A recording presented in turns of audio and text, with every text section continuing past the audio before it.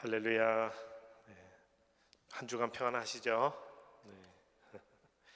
우리 오늘 본문 말씀은 로마서 13장 10절 말씀입니다. 네, 한 절이지만 한 목소리로 읽겠습니다. 사랑은 이웃에게 악을 행하지 않습니다. 그러므로 사랑은 율법의 완성입니다. 아멘. 한 번만 더 읽을까요? 사랑은 이웃에게 악을 행하지 않습니다. 그러므로 사랑은 율법의 완성입니다. 아멘. 오늘 갑자기 많이 추워졌는데 환절기에 건강하셔야 돼요. 그죠? 오늘은 사랑은 율법의 완성이라는 말씀으로 로마서 말씀을 묵상하겠습니다. 여러분, 사랑이 무엇입니까? 사랑. 네. 우리 이제 막 아빠 엄마 하는 애한테 사랑이 뭐니 물어봐도 대강 얘기할 것 같은데 표준 국어 대사전을 찾아보면 대강 한 5가지 정의가 있습니다. 어떤 사람이나 존재를 몹시 아끼고 귀중히 여기는 마음, 그리고 어떤 사물이나 대상을 아끼고 소중히 여기거나 즐기는 마음, 남을 이해하고 돕는 마음, 이것도 사랑입니다. 그렇죠? 남녀 간에 그리워하거나 좋아하는 마음, 성적인 매력에 이끌리는 마음, 이 모든 것을 아울러서 우리는 이 세상에서 사랑이라고 이야기합니다. 사랑은 형이상학적인 영역부터 형이하학적인 정의까지 모두 아우르고 있습니다. 그래서 그냥 우리가 사랑이라는 단어를 이런저런 상황에서 두루 많이 사용하고 있습니다. 우리가 현대인들이 많이 보고 읽고 듣는 드라마, 소설, 영화 등등의 모든 사랑의 이야기는 이 표준국어 대사전 5가지 정의에서 거의 벗어나지 않을 것 같습니다. 우리는 이러한 사랑이 가슴 아파하고 슬퍼하기도 하고 기뻐하기도 합니다. 또 우리는 무엇보다도 목숨보다도 어떤 때는 이 사랑을 소중히 여기기도 하지만 또 어떤 때는 무척 하찮은 것으로 생각하기도 합니다. 이처럼 세상에서 인식하고 보편적으로 인정하는 사랑, 이 사랑을 우리가 지금 살펴봤는데요. 성경은 그러면 사랑을 어떻게 이야기할까요? 재밌는 사실은 성경에서도 지금 읽으셨던 그 5가지 표준국어 대사전의 정의에 해당하는 의미가 곳곳에 있습니다. 그런데 우리가 성경을 읽고 조금 더 깊게 묵상할수록 성경이 이야기하는 사랑은 그런 5가지 정의에 제한되지 않는다, 혹은 그것을 훨씬 더 뛰어넘는 것이라는 것을 알게 됩니다. 그래서 오늘 저희는 사랑의 근원과 본질과 실천, 이 3가지 관점에서 하나님 우리에게 사랑을 어떻게 말씀하시는지 살펴보기 원합니다. 자, 이 3가지 관점을 생각하시면서 본문으로 들어가면 우리가 이제 본문 마지막 주간입니다. 주일까지 본문 묵상하면 로마서 끝이 납니다. 로마서는 늘 말씀드렸지만 큐티는 3년에서 5년마다 한 번씩 돌아오기 때문에 아무리 기다리셔도 이제 3년 기다리셔야 로마서 묵상할 수 있습니다. 근데 참 저희가 이런 시기에 로마서를 묵상해서 얼마나 감사한지 모르겠습니다. 로마서는 개요가 있는데 지난 시간에 살펴봤습니다만 1장에 하나님의 의의 계시로서의 복음부터 시작해서 16장까지 하나님의 의가 바울의 선교를 통해서 어떻게 확장되어 가는지 이렇게 바울이 로마서를 구분해서 적고 있습니다.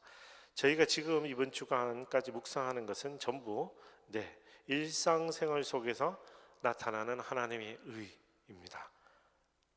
진정한 그리스도인이라면 하나님의 의를 일상생활에서 어떻게 나타내는가라는 굉장히 실제적이고 실천적인 바울의 권면들이 로마서 12장부터 15장 말미까지 적혀 있습니다. 자, 그리고 지난주에 또 우리는 살펴봤지만 이 바울이 어떻게 살아라 계속해서 두 동사를 쓰면서 가장 먼저 썼던 게 사랑하라, 그죠? 사랑해야 된다, 사랑하라라고 말했습니다. 그래서 우리 진정한 그리스도인 삶은 교회와 세상을 구분할 필요가 없는 하나님의 사랑으로부터 시작된다고 분명히 말씀드렸습니다. 오늘 본문도 동일하게 시작합니다. 우리는 그 사랑을 하나님에게부터 그 사랑을 찾아서 그 근원이 하나님의 사랑인 것을 인정하고 이해하며 오늘 우리 본문을 시작하는 겁니다. 다시 말하면 사랑의 세 가지 근원과 본질과 행동이 있다면 첫 번째 근원은 하나님의 사랑이라는 겁니다. 세상은 가장 소중한 것을 엄마의 사랑이라고 이야기하거나 가장 아름다운 것을 이별의 사랑이라고 이야기하거나 여러 가지 자신들만의 정의를 붙이지만 성경에서 흔들림 없는 정의, 사랑의 근원은 바로 하나님이십니다. 무신론자들이나 불가지론자들이 들으면 정말 경계할 만한 정의지만 우리가 발을 딛고 서 있는 이 세상의 모든 사랑은 모든 것이 다 하나님으로부터 기인합니다. 요한일서 4장 8절 함께 읽어볼까요? 시작. 사랑하지 않는 사람은 하나님을 알지 못합니다. 왜요? 하나님은 사랑이시기 때문입니다. 아멘. 이 말씀이 믿어지는 여러분 되기를 축복합니다. 이 말씀이 경험되는 여러분 되기를 축복합니다. 성경은 곳곳에서 하나님이 사랑이라고 말씀하십니다. 그런데 이 하나님의 사랑을 결정적으로 우리가 어떤 것인지 알게 된 계기가 있습니다. 그것이 바로 예수 그리스도입니다. 동일한 요한일서 4장 9절에서 10절 함께 읽겠습니다. 시작. 하나님의 사랑이 우리에게 이렇게 나타났습니다. 곧 하나님께서 자기 독생자를 우리에게 보내주셔서 그분으로 말미암아 우리가 생명을 얻게 하신 것입니다. 사랑은 여기에 있습니다. 곧 우리가 하나님을 사랑한 것이 아니라 하나님께서 우리를 사랑하셔서 우리 죄를 위해 그분의 아들을 화목제물로 보내주셨습니다. 아멘. 얼마나 아름다운 말씀인지 모르겠습니다. 그 사랑의 증거인 예수님조차도 사랑이 무엇인지 설명합니다. 늦은 밤 사람들의 눈길을 피해 자신을 찾아온 니고데모라는 유대 공의 지도자에게 하나님 나라와 영생에 대해서 설명하며 우리가 알고 있는 어떻게 보면 성경에서 가장 아름다운 말씀 중에 하나인 요한복음 3장 16절을 들려줍니다. 함께 읽겠습니다. 하나님께서 세상을 이처럼 사랑하셔서 독생자를 주셨으니 이는 그를 믿는 사람마다 멸망하지 않고 영생을 얻게 하려는 것이다. 아멘. 이 고백은 다른 어떤 믿음의 선진의 고백이 아니고요, 예수님의 고백입니다. 하나님의 사랑의 증거로 이 땅에 오신 분이 자신을 증거할 때 요한복음 3장 16절 하나님이 세상을 이처럼 사랑하셨다. 나랑 하나님과 성령 하나님은 태초에 늘 함께 계셨는데 우리는 우리 사이의 사랑은 더할 나위 없이 완벽하고 아름다웠는데 우리의 형상을 따라 지음받은 인간이 죄를 지었지만 그래도 사랑해서 우리끼리 서로 사랑하는 거 그 이상을 넘어 그 사랑을 표현하려고 그 피조물을 위하여 내가 왔다라고 예수님이 증거하시는 겁니다.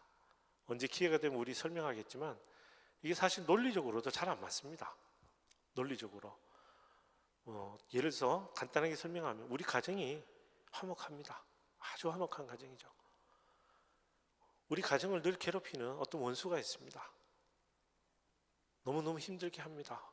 위협하고 죽음을 위협합니다. 근데 아버지가 이렇게 결정하는 거예요. 아들아, 네가 가서 저 사람 대신 죽어라. 그게 오늘 이야기하시는 겁니다. 그래서 그 증거이신 예수님이 하나님이 얼마나 세상을 사랑하는지, 다시 말해 하나님은 사랑이시라고 우리에게 이야기합니다.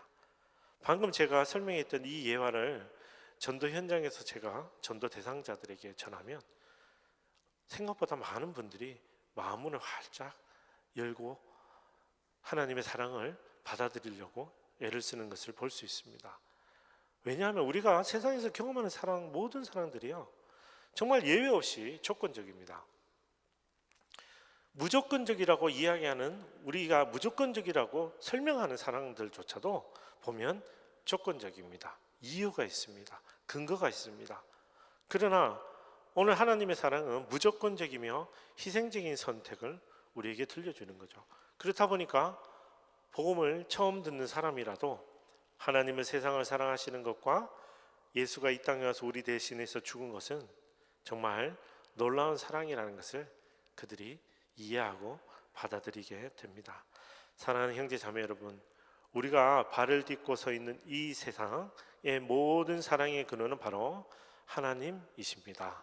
그리고 그 사랑은 무조건적이며 희생적이며 어떤 때는 일방적이기까지 합니다. 저는 가끔 놀랍니다. 창조주 하나님이 피조물을 향한 사랑이 이러하다는 것이 너무 놀라워서 어떤 때는 저 스스로 막 소름이 끼칠 정도로 놀랍습니다.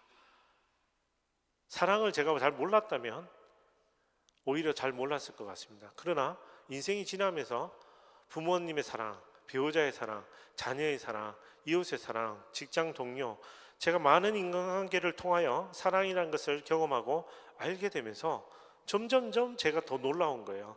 창조주 하나님이 피조물을 향한 사랑이 이렇게까지 무조건적이고 희생적이고 일방적인 것인가? 참으로 놀라운 사랑이란 이 하나님의 사랑, 이 사랑이 여러분의 기쁨이 되기를 축복합니다. 우리 진정한 그리스도인의 삶은 이런 하나님의 사랑으로부터 시작됩니다. 즉 우리의 사랑의 근원은 하나님 그분이십니다. 자, 그러면 이 사랑은 그러면 무엇인가? 이 사랑의 본질이라는 건데, 본질은 보통적으로 어떻게 보면 사랑이 무엇인가라는 물음에 가장 현실적인 답변이 아닐까 싶습니다. 자, 이 본질에 대한 탐구는 다른 사람 누구 사람보다 바울이 열심히 탐구했습니다.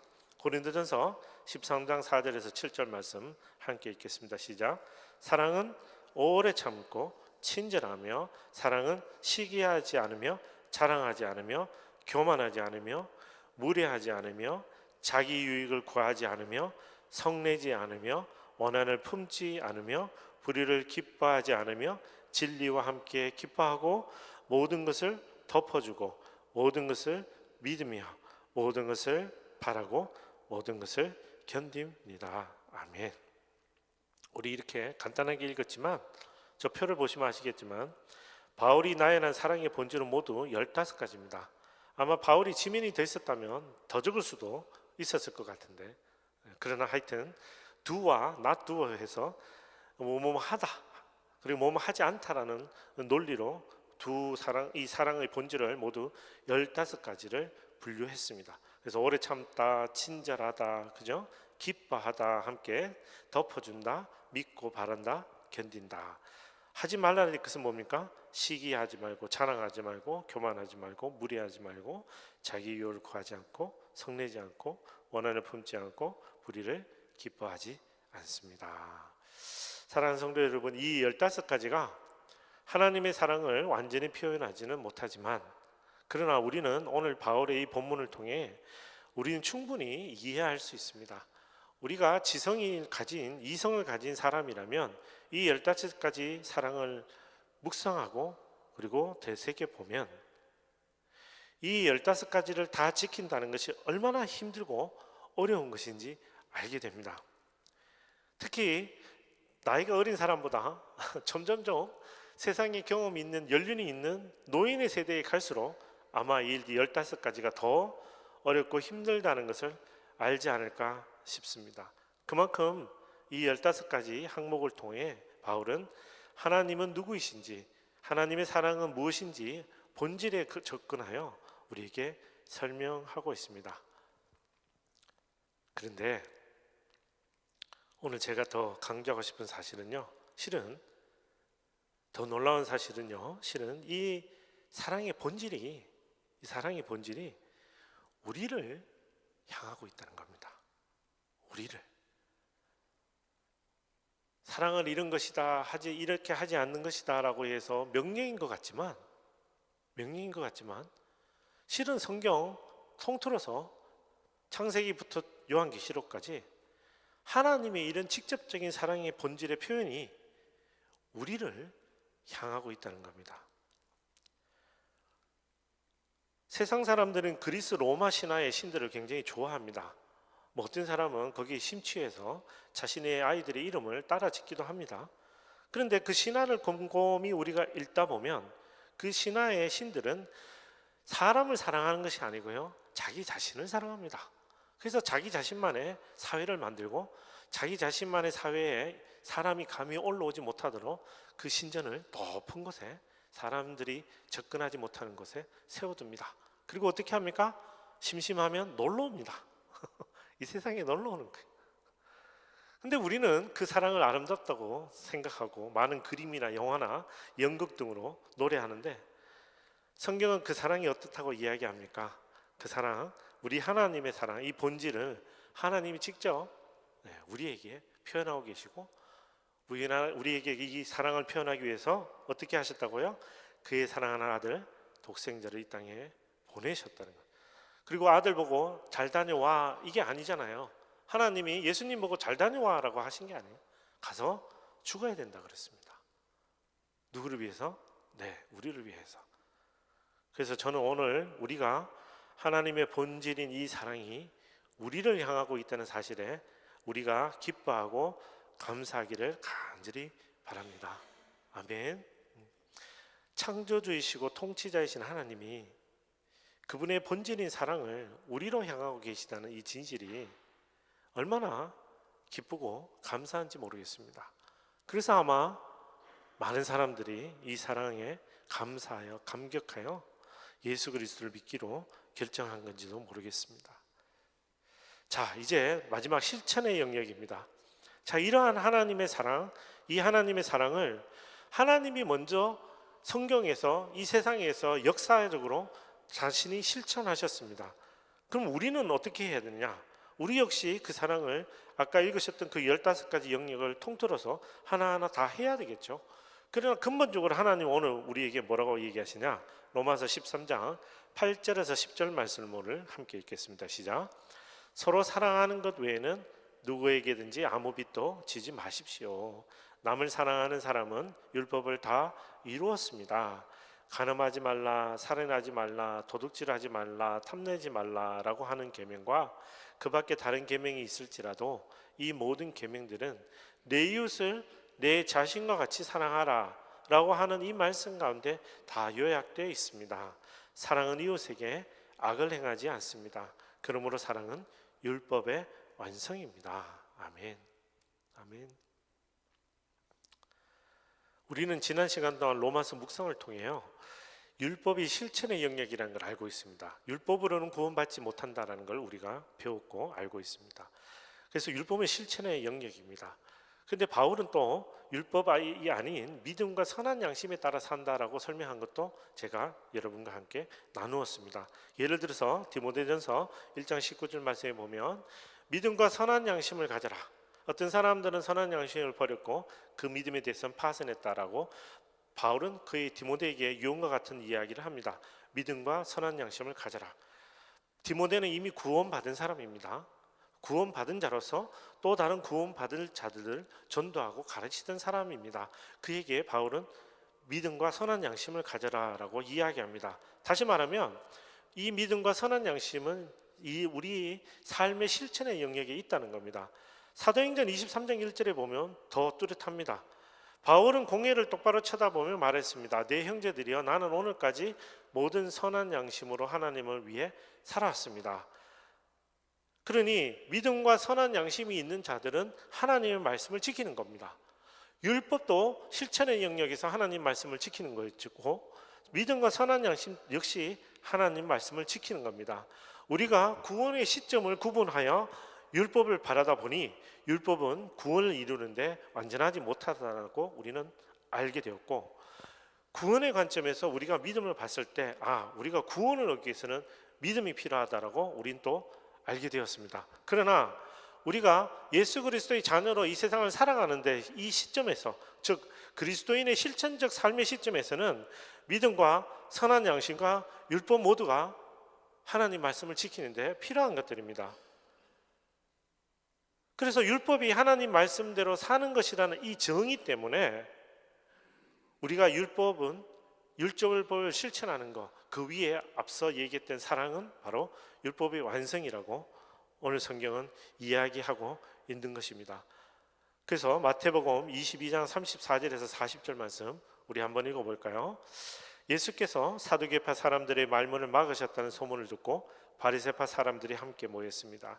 그들 가운데 율법교사 한 사람이 예수를 시험하려고 질문을 던졌습니다. 선생님, 율법 가운데 어느 것이 가장 중요한 계명입니까? 예수께서 대답하셨습니다. 내 마음을 다하고 내 생명을 다하고 내 뜻을 다해 주 내 하나님을 사랑하여라. 이것이 가장 중요하고 얻든되는 계명이다. 그리고 둘째 계명도 이와 같다. 내 이웃을 내 몸처럼 사랑하여라. 모든 율법과 예언자들의 말씀이 이 두 계명에서 나온 것이다. 아멘. 예수님이 이렇게 대답하셨더니 율법학자들과 바리새파 사람들과 모든 사람들이 고개를 끄덕였다고 성경은 이야기합니다. 다시 말해 우리가 구원의 관점에서 율법과 믿음을 구분해서 보는 것뿐이지, 우리 그리스도인의 삶에서는 율법과 이 믿음과 그리고 선한 양심으로 사는 것을, 이 모든 것을 아울러서 우리는 가장 중요한 계명으로 사랑이라고 이야기하는 겁니다. 다시 말해 모든 율법은 사랑의 근거에서 우리에게 주어졌고요, 우리의 선한 양심과 우리의 믿음도 사랑의 근거에서 주어진 겁니다. 그렇지 않았다면 예수님이 굳이 이런 이야기를 하실 수가 없는 겁니다. 가장 중요한 계명이 무엇입니까? 라고 묻는 율법학자의 질문에 예수님은 사랑하라고 말씀하셨습니다. 믿음으로 구원을 얻는다라고 주장하던 바울이 굳이 사랑하라고 이야기하는 이유는 무엇입니까? 네, 이 계명이 믿음을 얻은 자 그리스도인의 삶에서도 여전히 계속 되어야 되기 때문에 이야기하는 겁니다. 다시 말해 사랑하라는 것은 그 근원의 본질인 하나님을 우리가 이해하고 따르고 그 말씀대로 닮아가는 것이기 때문에, 사랑하라는 것은 말 그대로 우리 그리스도인의 삶에서 뗄래야 뗄 수가 없는 것입니다. 다시 말해 우리가 하나님의 자녀임을 선포하면 우리는 사랑해야 한다는 것입니다. 십계명이라든지 600개 넘는 율법이라든지 모든 것들이요, 결국은 본질인 하나님의 사랑에서 기인한 것이고, 하나님의 사랑의 실천은 모든 율법을 하나님이 원하시는 대로 가장 잘 지키는 것입니다. 그래서 바울은 오늘 믿음으로 구원을 얻는다라고 그렇게 우리가 알고 있는 그 바울은 끊임없이 우리에게 뭐뭐 하라고 이야기합니다. 그것이 바로 사랑하라고 말하고 있는 것입니다. 말씀을 정리해 보겠습니다. 오늘 본문 말씀은 로마 교회 공동체에게 전하는 바울의 가르침이죠. 진정한 그리스도인이라면 특별히 12장부터 15장까지 이렇게 살아라 라고 얘기했는데, 그 살아라고의 가장 정점에 있는 것이 바로 사랑하라. 그래서 오늘 본문은 이렇게 정리할 수 있습니다. 진정한 그리스도인은 서로 사랑합니다. 진정한 그리스도인은요, 나만 사랑하는 게 아니고요, 서로 사랑하는 겁니다. unconditionally 사랑하는 겁니다. 그럼 이 말씀을 듣고 우리가 이제 우리 삶을 살아갈 때 우리의 삶의 적용은 무엇이 되어야 됩니까? 저는 이렇게 여러분에게 권면하고 싶습니다. 계속 제가 하나님의 공동체에 대해서 우리 나누고 있는데요, 우리는 하나님의 사랑을 기뻐하는 공동체가 되어야 합니다. 우리 좌우에 앉으신 분에게 선포해 주실래요? 격려해 주세요. 우리는 하나님의 사랑을 기뻐하는 공동체가 되어야 합니다. 네. 가슴에 손을 얹고 선포할까요? 우리는 하나님의 사랑을 기뻐하겠습니다. 아멘. 목사님 왜 실천 안 하고 기뻐해야 됩니까? 기뻐하는 것이 실천하는 거기 때문에 그렇습니다. 저도 이제 나이가 들어가니까 누가 사랑한다고 고백하면 생각해 봐야 됩니다. 왜 나를 사랑할까? 근데 어릴 때는 누가 사랑한다 그러면 그렇게 기뻤어요. 특히 연애 시절에, 지금은 제 아내인 자매가 저를 사랑한다 하면 얼마나 기뻤는지 모릅니다. 저는 우리 스노우든 공동체가 하나님이 우리를 사랑한다고 말씀하실 때 방금 제가 얘기했던 것처럼 제가 어릴 때 그 어린 마음에, 순수한 마음에 받아들였던 것처럼 이 사실을 기뻐하는 공동체가 되었으면 좋겠습니다. 하나님 왜 나를 사랑하시지? 나 이렇게 죄인인데 왜 나를 사랑하시지? 이런 근원적인 질문으로 자꾸 돌아가지 마시고, 하나님의 본질이 사랑이시거든요. 그러니 하나님이 내가 너를 사랑한다 그러시면 우리는 기뻐하면 좋겠습니다. 세상 모든 사랑의 근원이신 하나님의 본질인 이 사랑이 우리가 무엇인지 깨달았으면 우리 기뻐했으면 좋겠습니다. 기뻐하고 우리가 기뻐할 수 있을 때 우리는 그 사랑을 실천할 수 있습니다. 기쁘게 실천할 수 있습니다. 우리가 뭐뭐 하라는 명령으로 받아들이기 시작하면 순종해야 됩니다. 복종해야 됩니다. 그러나 하나님이 얼마나 우리를 사랑하는지 알게 되고 내가 그 사랑을 기뻐하면 우리가 실천하는 그 사랑은요, 정말 하나님이 우리를 사랑하시듯이 우리도 누군가를 사랑할 수 있는 것입니다. 그래서 저는 여러분에게 권면합니다. 우리는 먼저 그 사랑을 기뻐하기를 원합니다. 그 사랑을 우리 삶 가운데 경험하고 기뻐했으면 좋겠습니다. 기도 응답을 기뻐하기 이전에 하나님이 우리를 사랑하심을 먼저 기뻐하면 좋겠습니다. 복주심 당연하죠. 복주심을 기뻐해야 되죠. 그러나 이 복주심 역시 하나님을 우리를 먼저 사랑하셨기 때문임을 기억하고 깨닫고 기뻐하기를 원합니다. 우리 아이들이 성공하는 것 분명히 우리에게 기쁜 일입니다. 그러나 우리 아이들이 성공하는 것은 하나님이 우리 아이들을 사랑하시기 때문임을 기억하며 우리가 기뻐하기를 원합니다.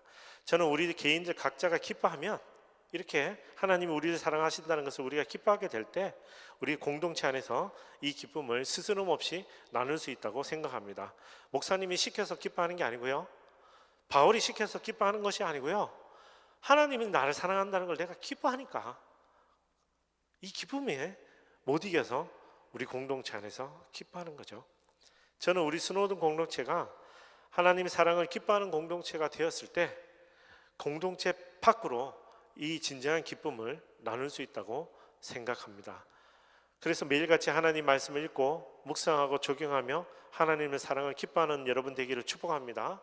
주일뿐만 아니라 주중의 예배를 통해서 신령과 진정으로 예배를 드리며 하나님이 우리를 얼마나 사랑하신지 깨닫고 기뻐하는 우리가 되기를 간절히 축복합니다. 내게 주신 것에 감사하여 주실 것에 감사하여 우리가 헌금과 예물을 드리는데요, 이 또한 하나님이 우리를 사랑하셔서 우리에게 주신 것임을 감사하면 정말 기쁘고 기쁜 마음으로 드릴 수 있는 것입니다. 최근에 우리가 스노든 공동체가 조금씩 변화의 발걸음을 내딛고 있습니다. 이 변화의 여정은 얼마의 시간이 걸릴지, 어떤 어려움이 닥칠지 잘 모릅니다. 그러나 이 변화의 여정은 성도 수가 늘어나거나 헌금이 늘어나거나 구조활동이 늘어나는 등등의 그런 지표적으로 알게 되는 것이 아니고요, 이 변화의 여정은 많은 사람들이 점점 더 하나님을 알게 되고 하나님의 사랑을 기뻐하는 것이 가득해질 때 그 안에 우리 공동체의 변화가 뚜렷하게 드러나는 줄 저는 믿습니다. 사랑하는 형제자매 여러분, 우리 진정한 그리스도인의 삶은 하나님의 사랑을 기뻐하는 삶입니다. 아멘. 아멘. 우리 같이 찬양하고 기도할까요? 나의 안에 가라.